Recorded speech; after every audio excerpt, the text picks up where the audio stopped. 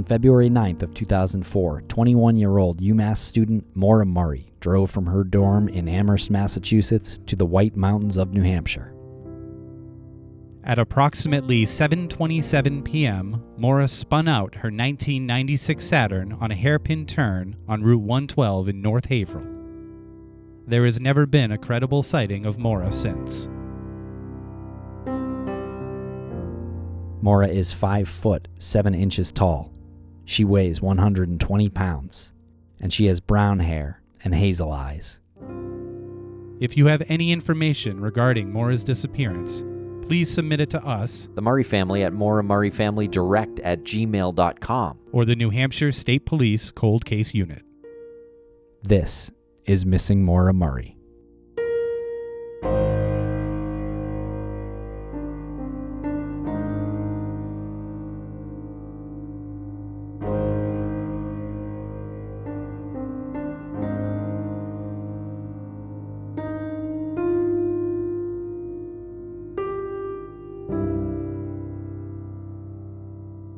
Welcome back to the Missing Maura Murray podcast. I'm Tim here today with Lance in the Crawlspace studios in Wormtown. Lance, how are you today? Tim, I couldn't be better. Today's a great day. How are you? I'm doing well. And today, Lance, on this episode, we have a conversation with a couple of old friends. Private investigator Lou Barry, who we know from the Brianna Maitland case, is on this episode, along with Brandon Lawson family advocate Jason Watts. I want to say how cool it is, and I think I even mentioned it to them during the episode, but I think it's really cool that these two worlds that we never thought would come together came together. We know Lou, like you said, from Brianna Maitland, that's Vermont. We know Jason from Brandon Lawson in Texas, and they connected. And now Lou is providing some insight into Brandon's disappearance that Jason needs. I think that's incredibly cool. And we also have a friend of the show who chimes in a little bit, Josh Hallmark, who is sitting in as well. Yeah, we have a cameo from Josh Hallmark of True Crime Bullshit. And if you haven't heard that show, check that out. True Crime Bullshit about Israel Keys and other cases, which he is expanding on in a new season. But he happened to be in the Crawlspace studios, and so he hung out for this interview with us. Yeah, it was very cool to have him in there. And don't ever bring up maple syrup around him because he hates it. Okay, so this is the 4th episode in our series on Brandon Lawson. There are 3 other ones on these feeds. You can go back and listen to those. This is sort of an update on some new information. There was some human remains found that we discuss in this episode, and there's also a brand new GoFundMe that you can donate to that will really help the family because they are doing a new drone search coming up soon. Right. As you know, if you've been listening to this case and even during this interview, they talk about how rough the terrain is and how you can get in there. You can paddle down the Colorado River, but you can't get into the terrain. It's overgrown. It has cacti. It has wild boar. So a drone is what this case needs. And that link for the GoFundMe for the drone is gofundme.com/drone search for Brandon Lawson, or you can just go to GoFundMe and search Brandon Lawson. Thank you very much for listening.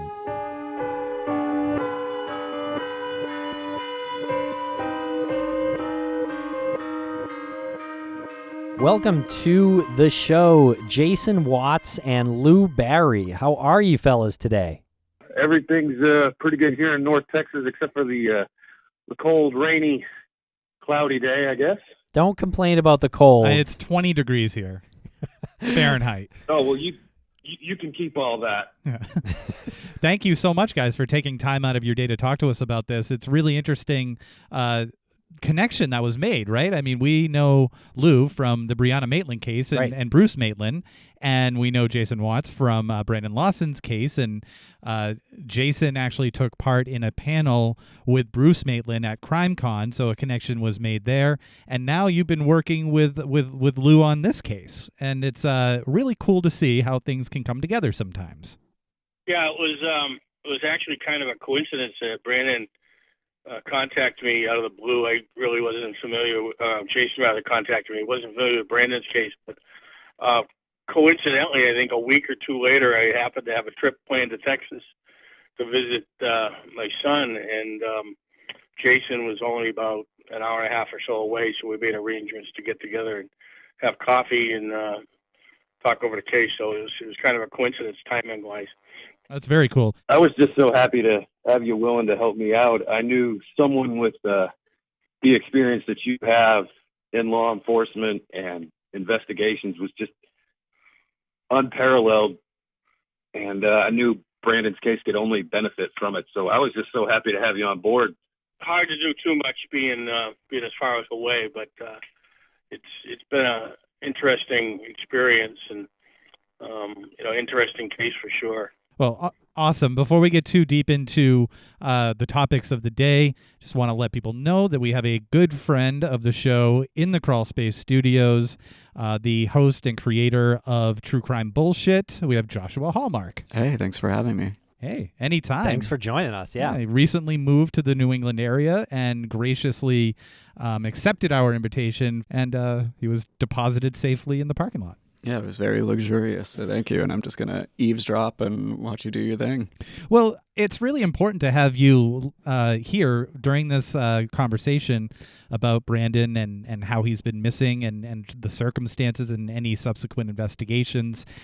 Because you got really deep into your cases. You get really deep into them. You got really deep into Israel Keys and focused on the victims, which was something not a lot of people were doing at the time. So I think a lot of your thoughts and your contributions to this conversation are going to be very helpful, and maybe something that the four of us won't be able to see because, as they say, you can't see the forest for the trees sometimes.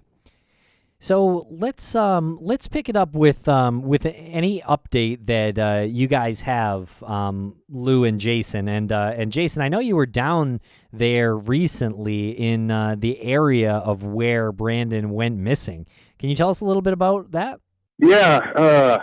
Before I get too deep, I just wanted to come out and say thank you to a couple of people. One of them is a guy named Dylan that lives down there in San Angelo. He's kind of my official helper from that area. He's was able to do some really cool things for us, like go to the courthouse, get us some records, and Dylan was nice enough to get on a kayak and kayak up and down the Colorado River a little bit and just have a look around, see if he could see anything. And unfortunately, at that time, the terrain was just too overgrown to see much. Now, what about a drone search? Did you have a drone too? Well, that's something that we have been working on, and that is something that Lou was able to kind of help out with. Lou, I'll let you kind of tell them what you were able to communicate with law enforcement, and then I'll kind of follow up with what I was doing down there. Okay. Well, one of the things that was obvious, I think, from the beginning was there was some either miscommunication or lack of communication between friends, family, and the different law enforcement agencies involved. So it took some phone calling, but basically talking to the Texas Rangers and talking to Sheriff McCutcheon's office and talking to the family and friends, I think, kind of smoothed that all over. There was part of the miscommunication was that people were not going to be allowed to search the property, and there was some valid concerns on the part of the landowners. There was a little bit of a catch-22. The landowners said we need law enforcement's permission. Law enforcement saying, well, you need the landowner's permission, and nobody was willing to bend. So, in any event, we talked to the sheriff and Texas Rangers, and finally got them to agree that if the landowners went along with it, that they would allow another search. So the problem being the terrain is extremely rugged there. It's basically dangerous for someone who's not trained in search and everything to go out there on foot. So we decided that maybe a drone would be a better idea and might be easier to sell to the landowner. So we reviewed what has been searched already. As far as we can tell, there's been about 3 searches done between aerial and foot and on horseback, and kind of eliminating those areas that have been searched fairly thoroughly. We, in taking into account how far he might have traveled, etc. We have some new areas that we don't think have been searched, at least not very thoroughly. So that kind of got the ball rolling for talking about a drone search. However, when we first started talking about in the summertime, the vegetation was so thick that we didn't feel a drone search would be effective at that point in time. So that's where Brandon's been keeping in touch with people up there, and he's got up there himself, I think, once or twice. Basically, Brandon, you want to take it over from there? And You mean Jason? Jason, I'm sorry. That's all good. It's all good. We tried to get the ball rolling on this like pretty quick, and like Lou said, it was in the summertime when we had, he had talked to law enforcement and stuff like that. And when I was down there, August 9th, matter of fact, the 6-year anniversary of his disappearance, I went down there to kind of clean up around the cross and put some flowers up and observe the terrain and vegetation to see how bad it was. And it was just horrible. There was no way a drone was going to be able to see through some of that thick brush and grass. So Lou and I decided to, wait and see if the summer heat would kill some of that off. I sent Dylan, the guy that helps me out down there, back out there in October. And he sent me some pictures and he said, dude, there's no improvement. It's not good now. And so I said, okay, well, let's wait and let hunting season kind of get finished up. And let's see if some of the cold weather will kill more of that grass off. And so I went back down there, not this past Saturday, but the one before, to again clean up around the cross and observe the terrain. And the terrain had improved drastically.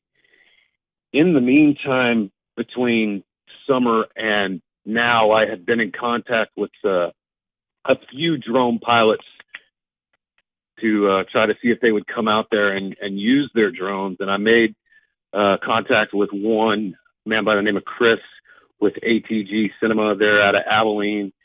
And I told him, hey, this is what we're doing. You think you might be able to help us out? And he said, yeah. And he actually met me down there this past weekend before last. And we did not fly the drone over any personal property. Since we have not got the response back from the landowners yet, I told them, hey, let's not shoot this thing over any personal property until, we're sure they're okay with it. But can you just kind of send it up and maybe over the river? Because the river is not private property. And see how well the drone can see. And he said, yeah, sure. So we shot it up to about 100 feet and took a look down at the river, and the drone could actually see very well. So Lou and I feel that now's the time to rock and roll. I have a quick question for you. How do you know what is personal or private property when you're standing on the road and you have a drone up there? Is there distinct like property markers, maybe stone walls or anything? Well, most of the private properties are fenced off. So as long as you don't cross the fence and you're on the roadside part of it, you're not on anybody's personal property. Okay, gotcha. I was just creating the mental image for myself. Well, it actually took a good bit of research to look at the maps and the different parcels, and then determine the property owners. And from that, I think was it Dylan or someone else, Jason, that actually went to the clerk's office and got the property owners' addresses so that we could seek permission from them. But it's been a lengthy process. Yeah, that was Dylan that was nice enough to go there and do that for us. I was actually going to do it on the 9th when I went down there, the 9th of August, and the courthouse closed at 1 o'clock, and I got there at like 1:05, so I just barely missed it. So I called Dylan and said, hey, man, can you go check that out for me? And he did. So he got those records for us. This Dylan guy has come into the picture as being a pretty significant helper for you, canoeing or kayaking on the Colorado River, reporting back on his findings. When did he come into the picture, and what's his relationship to you or to Brandon? He's really just a guy that really wants to help out, and he's been awesome in doing that. He was actually down there with me when I was down there with the drone pilot. He's been valuable. He's just a guy that wanted to help out, and he's really been there I think I started talking to him early last year, and yeah, like I said, man, he's just been a great help. Oh, shout out Dylan. Yeah, shout out and thank you to Yeah. Dylan. And so anything like of great interest that was found during these moments during these times? Well, when he was on the river in the kayak, at that time the terrain was still grown up pretty good, and I think he was out there for a few hours, and he texted me and he said, "Dude, this grass is so thick that if there was anything in there, I'd never be able to see it." So it's grass, like heavy grass. Around the river, yeah. Yeah. I mean, I know I sent you guys some of the photos. Yeah. Yeah. You can see it, and even if you go to like a Google Map Street View, you can see how some of that grass is just it's almost as tall as I am in some places. Yeah, and from the water, it seems like it's up higher than you're able to see. Like if you can stand in a canoe or like stand on a ladder in a canoe, you'd have a much better chance, I think, of seeing into that grass. And we're Which obviously by no means condoning standing in a ladder. in a obviously canoe. isn't realistic. Yeah. Yeah. Speaking of which, he actually took his paddle and he stuck it down in the water just to see how deep the river was, and he said, "Man, this thing ain't no deeper than 6 inches." Yeah. It wow. didn't even cover up the full end of his paddle. And that was over the summer, around the same time Brandon went missing? It was probably around the same level. I know Deputy Neal commented that the deepest point of that river when Brandon went missing was only about knee deep.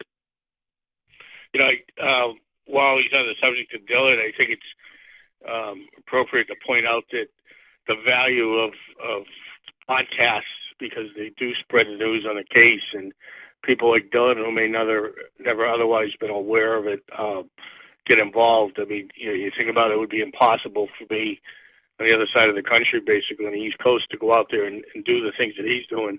And even for Jason, who's 3-4 hours away from there, it's extremely difficult to be make a run out there, just check courthouse records.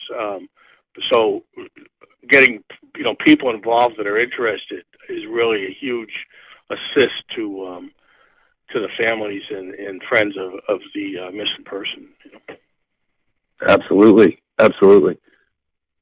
And Jason, while you were down there, you took a little audio kind of under that bridge or right near that bridge? Actually, I was not near the bridge at all. Oh, okay. Where were you? I was basically standing along the wrong side of the highway right there by where Brandon's truck was found. Okay, so the audio that you sent was recorded right around the spot where Brandon's car was found? Mm-hmm. That's correct. Okay. And the experiment that you were going with on that was you were trying to connect that sound to a sound from the 911 call. Is that accurate? That's accurate. The sound that everyone thinks is gunshots, or maybe the sound of a vehicle going over that bridge. I've been under that bridge with an audio recorder. I've been underneath the bridge, beside the bridge, on the north side, on the south side, on the east side, or the west side. I've been all up and down with that bridge with a recorder, and I cannot duplicate that sound. And so basically what I did was say, okay, I'm either doing something wrong or this isn't the sound of a vehicle going over the bridge. But I mean, like I said, I'd like a little bit more time to experiment with it, because there may be some conditions that I haven't been able to duplicate. I do know that sound was generated having something to do with an 18-wheeler, not a regular vehicle.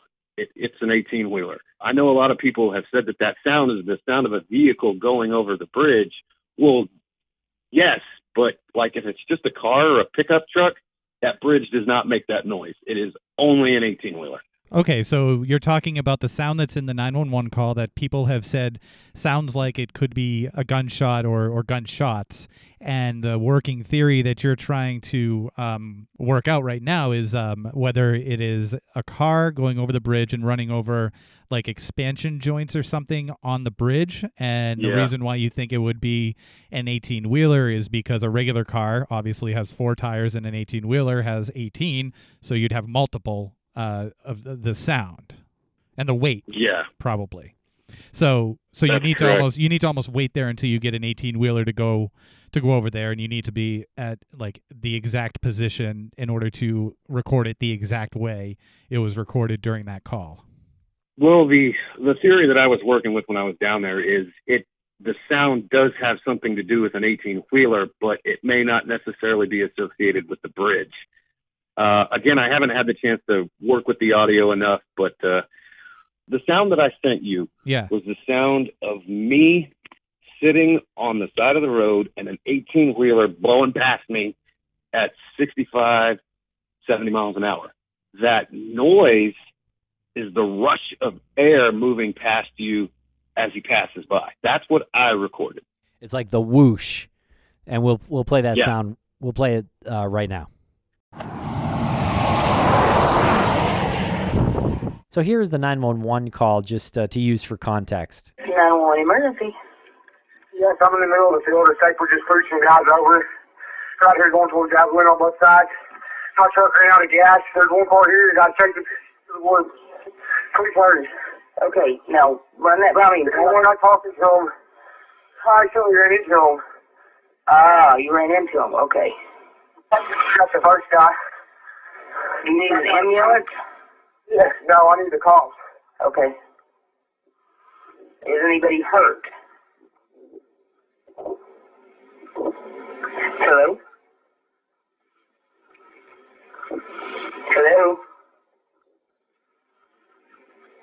Hello? So you heard that whoosh. Yeah, go ahead. We have to keep in mind that the recording that they have is a recording that was made over a cell phone. So it wasn't directly recording the noise. It was recording what the noise sounded like over the cell phone, if that makes any sense. Yes, and that's what I want to do. Is basically when I go back down there the next time to do a little bit more experimenting with this, I want to be on the phone with somebody while I'm standing in that exact same spot, just like I was, and have them record it from their end, and then I can kind of come back and compare the sound files and stuff like that. Cool. Yeah, next time you're in that area, let us know. Call us and we can record the call. Oh, okay, great. Okay, so quick question: What are you intending to prove with this, or disprove? I just really wanted to solve the mystery of what that sound was, because I know a lot of people have thought that it's gunshot. The last time I was at the gun range, I just sat there and recorded people firing their guns off, different calibers, different types of weapons. And then the sound of a gunshot it's a really high-pitched crack. To me, that's not what's on that call. Okay, do you think that this would lead into something else then? Because if you can get that sound and you can match it with a truck, there's a certain proximity to the road you must be at to have it be that volume. Is there something that we can gather from that information, like how far Brandon might have been when he made that call? And does that make a difference? It could possibly answer another question, yes. If that noise is actually the sound, it's just the whoosh feeling, and you're picking up the audio of the air moving past the microphone, it could answer the question of where Brandon was standing when he made that call. I think it's fairly safe to say that when he made that call, he was relatively close. The call came in before his brother arrived, and he saw his brother arrive. So it's doubtful that he was further away and then came back again. That's another thing I think that leads us to believe that he was relatively close to where they were when he made that 911 call, close to the roadway. Yeah. If that sound is in fact the sound of just an 18-wheeler passing by, then, if he was like way, way out in the middle of a field, his phone wouldn't have picked that sound up. Again, this is all just speculation. I want to point that out. It's speculation. Nothing's been proven yet. No, but it's always good to know that you're doing these field researches to disprove or to bring some fact a little bit more into the spotlight, because you never know. Maybe somebody hears this conversation and they remember they might have been on the road that night or something. Just Sure. like anything that you can do, whether it's in the field or getting friends like Dylan to go out there and check things out is important. Yeah, and speaking of friends like Dylan, Jason, I wanted to ask, was Ledessa and the family ready to launch a GoFundMe? I'm gonna set up the GoFundMe through me to pay for the drone pilot services. So keep an eye out for that, ladies and gentlemen. I'm trying to get that set up as quick as I can because we are going to have to pay our drone pilot for going out there. He's going to have to make, a few trips, and that starts to get a little costly. So yes, I will be setting up a GoFundMe to pay for the drone pilot's services. Look for that to come out pretty soon. Okay, great. There'll be a link in the show notes. Now, also, there was an article that you shared with us, Jason, a while ago about this this skull that was found in Texas, in Ector County, Texas, and this was in October of 2019. Yeah, so the skull was located in Gardendale, which is a community on the north side of Odessa. That's about 2.5 hours to the northwest of Brant. I just want to state that because I know a lot of Brandon's family listens to these podcasts, and I don't want them to become upset or panic or anything like that. But this is a situation that we are keeping an eye on because the medical examiner who took a look at those remains was able to conclude that the remains are from a white male between the age of 25 and 35 and has been deceased anywhere from 2 to 5 years, possibly longer. And as you guys know, that information does fit a certain number of Brandon's criteria. And I'll kind of let Lou explain how he was able to make contact with the medical examiner and where the things sit as of right now. Yeah, we had a bit of difficulty communicating with the sheriff's department out there for whatever reason, Ector County, I believe. But eventually got a hold of the medical examiner's office.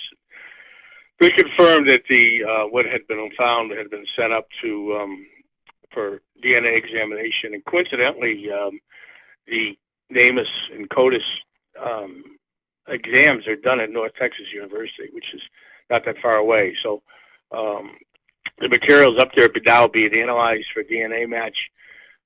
Brandon's DNA has been submitted, so we're just kind of it's a long shot for sure. It's about I think 120 miles maybe away from where Brandon was last seen, but it's not totally out of the question. If you go north into Brant and then leave the highway and take I think is it 158, Brandon? Is that it? 158 out of Brant. It brings you right over to Midland, Texas. And Gardendale's just a stone's throw from Midland. So, there is a possibility that he was picked up by a vehicle, whether it be a tractor trailer or a civilian vehicle, and got a ride out of the area and wound up getting dropped off either in Gardendale or in that vicinity, and then whatever fate he met after that is speculative. But it's again a long shot, but it's not totally out of the ordinary. And in fact, I think Jason's done a little bit of research and as far as unsolved in that time period, and I think Brandon was the closest, wasn't he, Jason, geographically? Yeah, I basically scoured through NamUs and the Texas Department of Public Safety's website looking for any other missing person cases that fit the age group and time of possible, being there. And there are other cases in Texas where you have a 25 to 35-year-old male going missing in that same time range. But yes, Brandon's case is the closest case to that area that I've been able to find.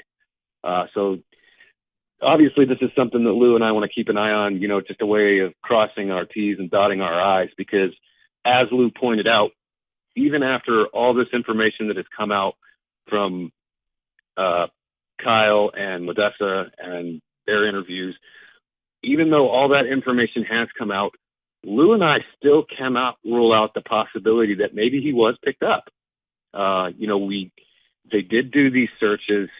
They used cadaver dogs. They went over the area in helicopters. And at that time, that area was very, very dry.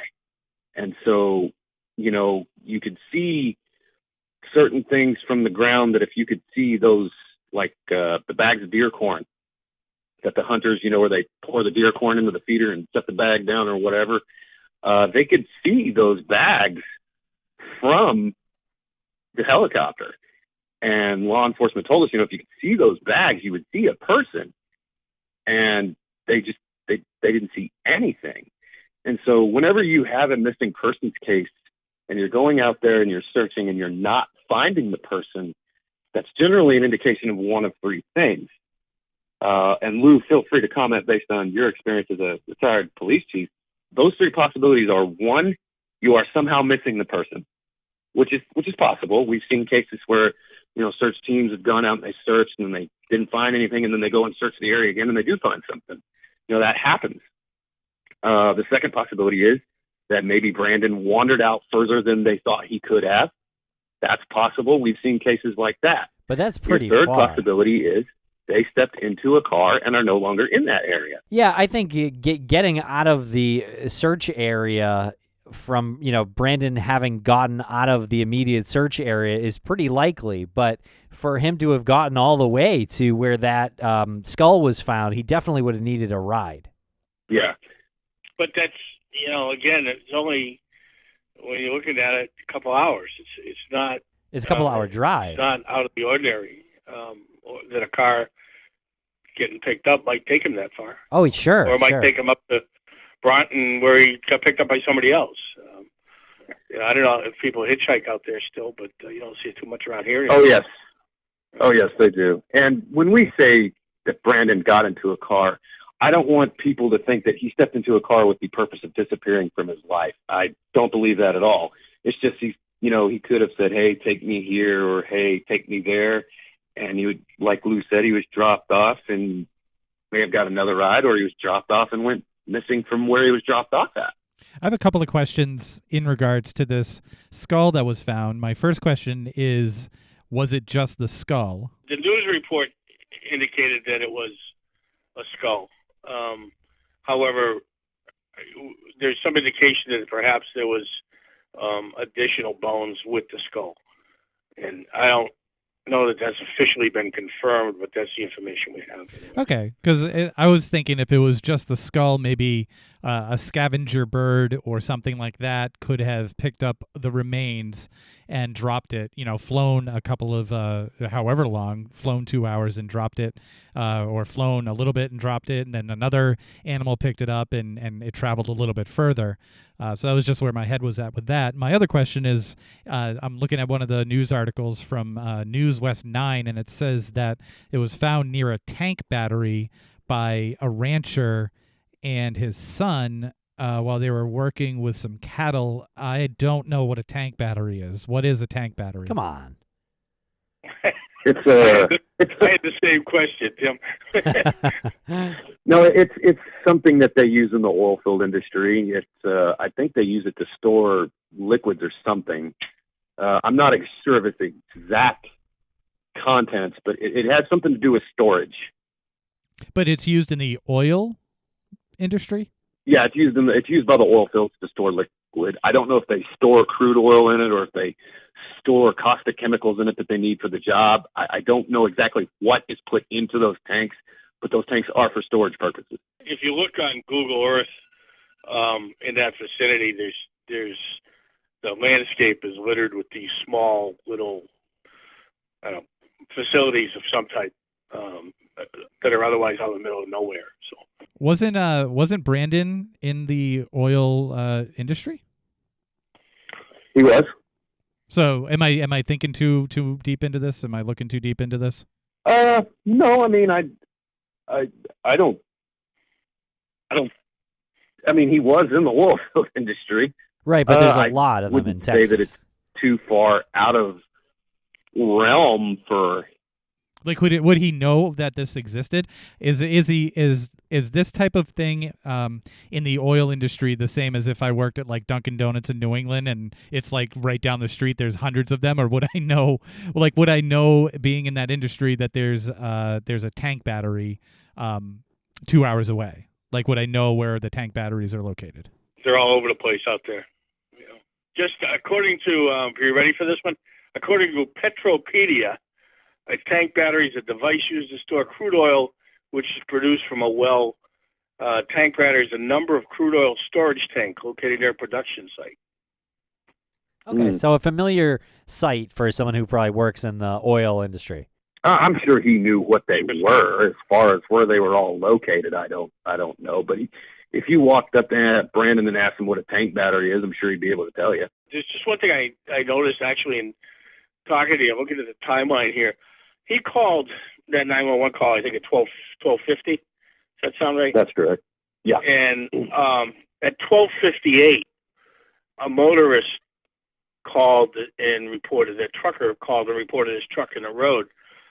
There's an 8-minute time span there, which supposedly or allegedly the truck driver passed the truck and then stopped and brought and called, which would be about 8 minutes north, I would think. I'm almost wondering if that vehicle that was heard wasn't the truck that reported his vehicle being in the roadway. So the timing would be pretty close. I do know that trucker call does exist. I do know the timestamp of the trucker call. It's 12:56 and 57 seconds.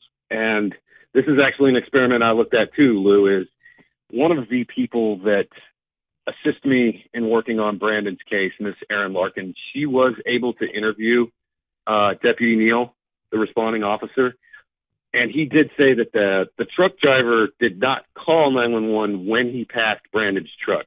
He actually finished driving into Bront and stopped at the Stripes gas station to put fuel in the truck.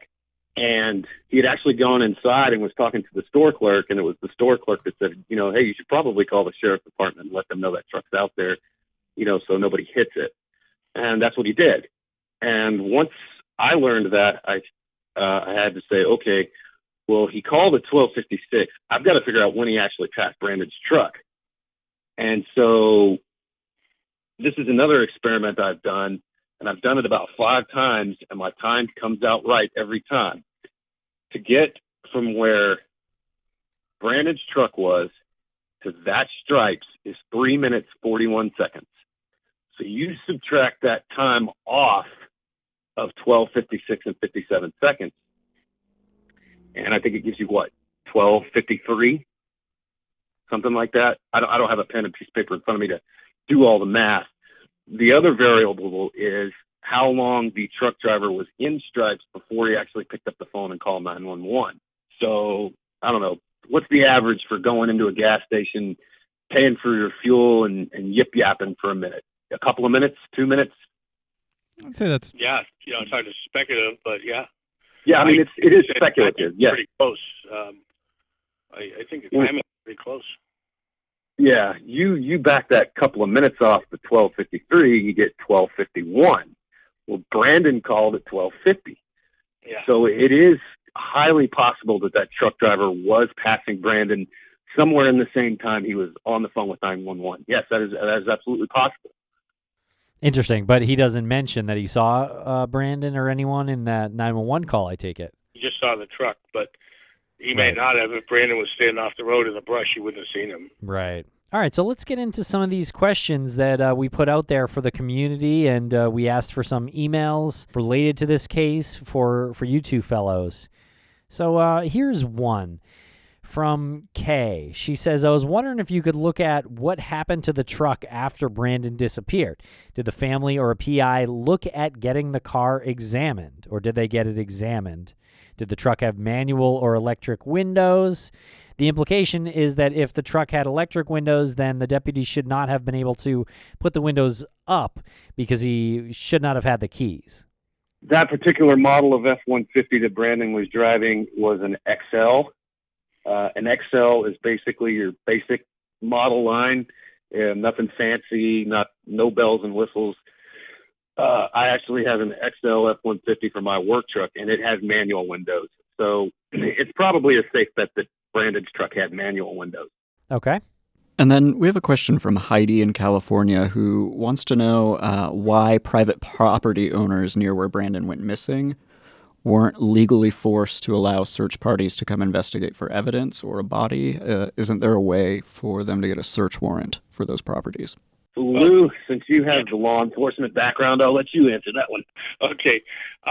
First of all, a search warrant would have to be obtained by the police department. Private citizens, aren't going to get a search warrant. And the police have searched there. And I think they've searched, and on more than one occasion, both the Rangers and the Sheriff's Department, and they are apparently satisfied that there's nothing to be found in the location that they have searched. The homeowners understandably don't want private citizens running all over their property, both for the fact that, they'd be trespassing and it's dangerous. They don't want the liability of someone, falling and getting hurt or whatever. So it's not so much that the homeowners, are refusing the search. They just don't want a search done without law enforcement involved. And law enforcement has pretty much said, well, we're done. We've searched, we searched, we searched. They've had, they've done it by aircraft, they've done it by horseback.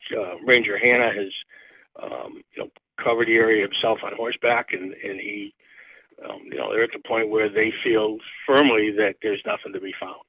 And then I just had a follow-up question on that. I know that his phone pinged about 3 miles away. The final ping was 3 miles from where his car was found. Was that area searched? Not well. We don't believe so. Not where we want to search, and that's one of the reasons why we focused on that area. The initial searches, if I'm not mistaken, were more southerly, closer to the vehicle, and went out east and west rather than north. Is that right, Jason? They did kind of fan out in all directions a little bit, east and west, yeah, and they did go north and south a little bit. The problem with the cell phone ping, it doesn't give you a accurate geographic position of where Brandon was.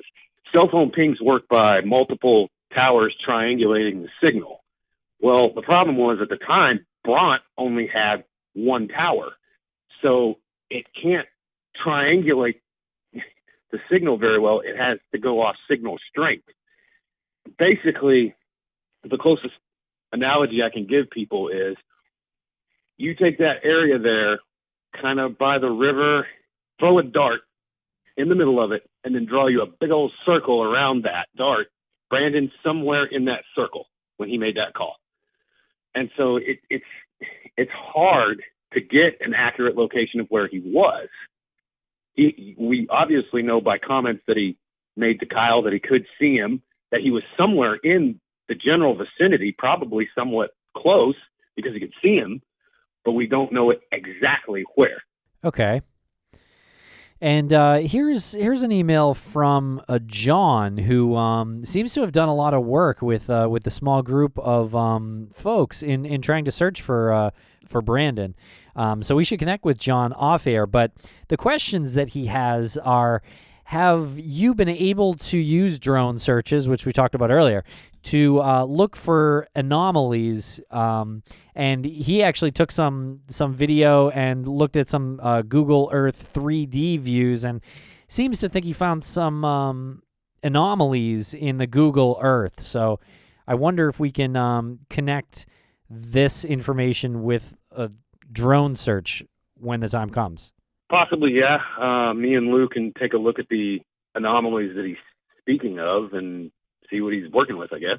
I looked at a map a little bit of where they were talking about. It's kind of hard to picture because I think he's working at it from a different direction than I've been used to looking at the area. So it's going to take a little bit of figuring out. But I think I know the area that he's talking about. They saw these things, so I guess if we could get the landowner's permission again, certainly it'd be worth a check. Cool. In the meantime, I've been Google Earthing where this tank battery is, and I've learned a lot about tank batteries. And I'm on Google Earth right now, and it seems like it's affiliated with JA Oilfield Manufacturing. Just want to put that out there. Okay. We have another question. Yeah, this is from Catherine, who says approximately 5 or 6 years ago, she was living in San Angelo, and she had a dating profile on a website called Meet Me. And one day she logged in and was checking on profile views, and a profile with Brandon's picture and name was on a list. She sent that link to Ledessa, and was wondering if that profile was ever investigated. Well, I'm I sure do know it was. one thing. There's another Brandon Lawson around the same age that lives in Texas that is not our Brandon Lawson. Gotcha. I don't know. Again, I don't know anything about the dating link, but it's a possibility that was him. And it's not totally out of the question that people, in some perverse way, do things like that. The same thing happened on Brianna Maitland's case on a Facebook page. Someone claiming to be Brianna Maitland with her picture started a Facebook page out of, I forget what, it wasn't Stowe, but it was somewhere else in Vermont. The state police actually tracked it down and interviewed the person, I think, or something. But it was just somebody who's just, for some reason thinks it's funny or whatever. Yeah. Now, on the similar topic, I remember the story about a laptop being found, and it had a story on there about Brandon Lawson, and it sort of implied if the writer of that article had picked up Brandon, this is what the account would have been. Now, I know we got some emails about that and some comments about that on YouTube, too. Do either of you guys know if that was investigated completely, thoroughly? That was investigated. That laptop was turned over to law enforcement. They took a look at it, and I think they told the family it was a dead end. Okay. Speaking of which, I know another question I'm sure you guys have gotten, because I've gotten the same question, is, was the guy that went with Kyle Lawson to look for Brandon that night talked to Chris? Yes, he was. The Texas Ranger did track him down and speak to him. And the neighbor that Ledessa mentioned to you guys in her interview, Yeah. that Brandon had called that night, the Ranger did track him down and talk to him as well. Nothing came out of those interviews that we're aware of. So I'm sure the Ranger was satisfied with the statements that he got from those two guys. Cool. Thanks for clearing that up. I just want to. I'm still hung up on this tank battery. Brandon being in the oil industry. There's a body found next to a location that has a lot of people there. A lot this isn't like remote. These people go to these tank batteries and check them out on more than once or twice a year, I would assume. Anyway, keep in mind you don't know how close to the tank battery the remains were found. They could have been found several hundred yards away from it, and that's just the closest landmark that they observed when they found the remains. There could be, a few explanations for that. One other announcement that I did have, as you guys know, I attended CrimeCon last year, and that was an awesome event. I met a lot of great people, including the people that help run private investigations for the missing. That is the most wonderful group of people I have ever come across in my life. It was an honor to meet Bruce Maitland, Michelle Kazuba. She is just totally awesome. She has been kind enough to allow me to, write a couple of articles for their blog. I wanted to give another shout out to Sarah Turney. I have spoken with Sarah about possibly doing a panel with my Ledessa at this year's CrimeCon. So we're going to talk about that as the event gets closer. Ledessa is attending CrimeCon this year. I will be back as well to assist her. Hopefully Lou makes it, because I know Ledessa does want to meet with Lou at CrimeCon. And so that's going to be a really, really awesome event in Orlando. I'm still looking forward to that. So if you are planning to attend CrimeCon in Orlando and you would like more information about Brandon's case, we're planning on having a table set up. Please stop by and talk to us. This is Josh. I just had a quick question following up on the skull that was found. Do you know about how far from a road that it was discovered? I don't know. Do you, Lou? Which tank battery, you mean? Yeah, like I know it was on private property, so I'm wondering, was it possible for someone to drive this person out there, or are they running through a field to get to this place? I imagine if they store oil, I would think it must have vehicle access. I mean, they must maintain it somehow, so assumably there must be some type of vehicle access to the locations. But I have no idea exactly where it was. All I know is it was in Gardendale, and that's about as accurate a description as we've gotten. Until unless it turns out to be Brandon, then we'll probably never know. If it does turn out to be Brandon, then obviously our efforts are going to shift away from Bront to the Gardendale area, and that's where we'll probably try and get another wide-scale search done. Looking for the items that we're looking for: cell phones, sneakers, clothing, things like that. And then, was this pretty close to a major highway? Well, there's a number of roads there. I've never seen them, so I don't know how major a highway it is. But this Route 20 is maybe 5 miles away. That's a major highway. Route 338, I think it is up there. Route 158 goes through there. Jason, you know better than I what kind of highways those are, how big of roads they are, but I would assume there's not a lot of roads, so whatever it is, the traffic must travel them. Highway 158 out of Bront does lead directly to that area, yes. Okay. Yeah. Right to Gardendale, yeah. Yeah. The other thing, the interesting part I think about the oil is that was Brandon's occupation. So in the state that he may have been in, he may have a friend that lives out that way. I mean, working the oil field, someone he'd met before or something. We don't know that. So that possibility, maybe he decided, well, that's where I'm going to head. I don't know. I'm just speculating, obviously. But that is an interesting connection, the oil angle. I wonder if they can search the tanks. The tank? If they can get in there and search the inside of the tanks. I don't know. It's a good question. From what I can see, what I can tell by the looks of them, they almost look like water tanks. If you picture what we have out here for a water tank. Yeah, they're kind of like silos, like little silos. That's what it seems exactly. like. But so I'm not saying specifically for Brandon. You found a skull there. I wonder if the next step is to look into would they go into the tanks after finding a skull next to these big tanks? Yeah, no, it's interesting. It is interesting, and yeah, depending on the state he's in, yeah, he could see something that looks familiar and go towards it. I could see that, but my and that would be great if this case can be closed with finding Brandon. Obviously, that's the goal. It just seems it's quite a ways. He definitely would have needed to get a ride or run for hours and hours and hours, and then probably get inebriated again on the way or something like that, and then you're talking the next day, daylight at that point. But at least. Again, at least, yeah. Who knows? A lot of possibilities. It certainly is startling that the specs sound like it could be him with the age range and with it being a white male. Well, I mean, the possibility is there, but I mean, there are plenty of other oil field workers in that area that are that age range. It's like I said, it's one of those things you just keep an eye on to cross your T's and dot your I's. I don't think Brandon would have been able to walk that far, especially not in that heat.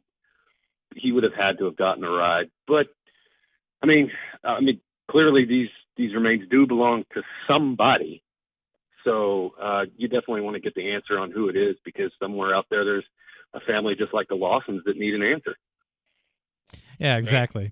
And didn't he just got a new job, right? Refresh my memory. He just got a new job. And where do you know the name of the company that he just worked previously? And what was the new company, if you happen to know? The name of the company he was working for was Renegade Oil Well Services, and I can't remember the name of the new company he was supposed to start. I want to say it was Superior Well Services, but I can't swear to it. I was just curious. Cool. Is there anything else you guys want to hit? No, let's keep our fingers crossed, both in the drone search and in the couple results from the lab coming back in a timely manner. I don't know how long it will take. I don't know how big a priority a case like this is. Probably not as big a priority as as an active case that they might have. But let's keep our fingers crossed, anyways. I'm going to end on this. Look, I know after this amount of time has passed since Brandon went missing, that a lot of people think that after everything that's happened and all the new information that's come out, that I just want to say I firmly still believe 100% beyond a shadow of a doubt that Brandon will be found. I don't know when, but the day is going to come. Hopefully sooner rather than later, especially with these drones getting up in the air. Or maybe we can find some evidence. But I'm going to continue to stand behind the Lawsons and help them push for answers until the day it's over. And one day, I'm going to get to drive out to that cross and tip my hat to it and tell Brandon thank you for the respect that he showed me. And I'm going to stand behind the Lawsons while they take that little plaque that says missing off that cross, because he won't be missing anymore.